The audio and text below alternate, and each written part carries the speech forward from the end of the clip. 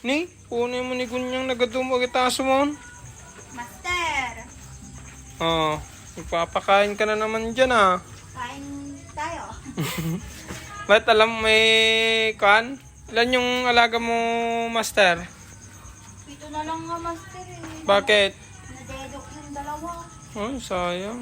Nakakain kasi ng buto, kaya ikaw, huwag mong papakainin ng buto yung aso mo kung ayaw mong madedo.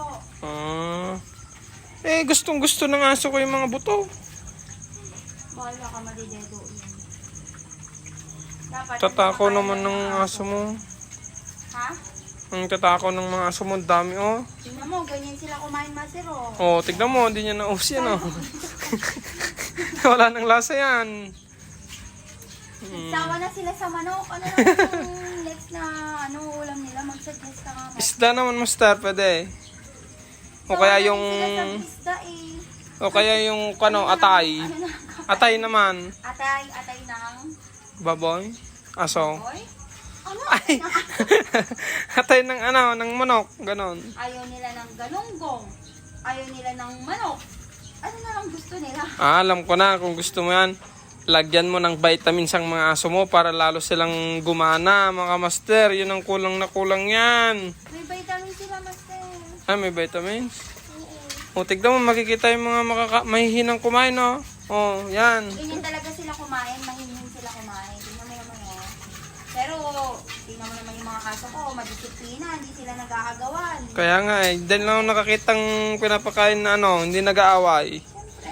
Yung mga aso sa bahay, talagang pagbaba mo palang nagbagan, ganun na kaagad. Alis na yun. Natatakot na tayo.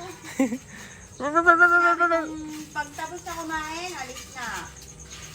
Ganon. Ganon lang. O, ba't yung dalawa na yun, no? Ang hina naman kumain. Mahihin talaga yung kumain si Salvo tsaka si Cooper.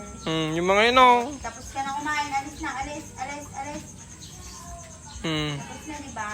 O, diba? Alis na. Yung mga aso mo, may mga pangalan ba yan?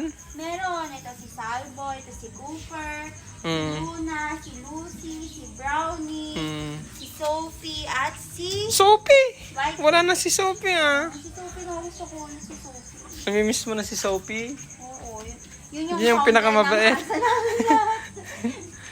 Mabait yun, no? Oo. Hala, Cooper, ayaw mo na. Oo, hindi man yun naubos. Yan, nakakain ng buto. Ayaw na nila. Mm. Bakit nangihina kayo? Dati lalakas kumain yan. Salvo, kain ka lang dyan. Bukas ang iluluto natin na ulam nila ay Ano? gurgurame. Yun. Kahit tao yun, gustong gusto eh. May nakita kong pusa doon, may alaga ka pang pusa, Master. Wala, ano pusang dilaw yan. Hindi nga, tignan nga natin. Parang ang dami nila doon, oh. Busy sila kumain, i-istorbohin mo na naman, Master. Pag Oh, ayan, oh. Ayan sila, oh. Maganda rin ng pusa mo. Matakaw. mo ng pusa. Matakaw ata sila sa dagayan, Master. Oo. Yan, oh. Ay, ang payat naman yan. Nasa? Wala si Salvo, di na siya kumakain.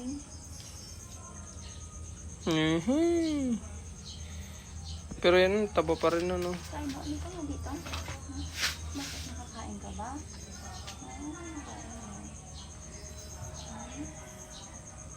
Kain ka. Mahal mo, kagating ka dyan. Hindi nangangagat yan si Salvo. Di ba, Salvo? Oh, yan mga kamaster. Naggumala na naman tayo dito kay Gonyang na nagpapakain. Nagpapakain ng kanyang aso. Anong gusto mo ulam? Ayan o. Ito yung mga pusa niya, mga kamaster. Oh, gaganda na naman ng mga pusa niya. Oh. Salvo. Tignan mo naman kasing tiyan niya, busog na. Kaya naman ang dami kasing nilalagay. Hindi, Master. Bukas, Nagluto tayo ng ibang ulam niya. Yung masarap kasi, manok na buo. Lechong manok? Isa lang. Para maganahan, bumalik yung gana nilang kumain. Mabubutas ang bulsa niyan. Yun lang. Di bali? Nabusog naman ang aso. Dapat ang aso binubusog kasi magbabantay sila sa bahay natin. Ganun. Kaya dapat yung aso nyo binubusog. Busog na busog yung aso ko, Master. Parang sa akin. Busog na lusog.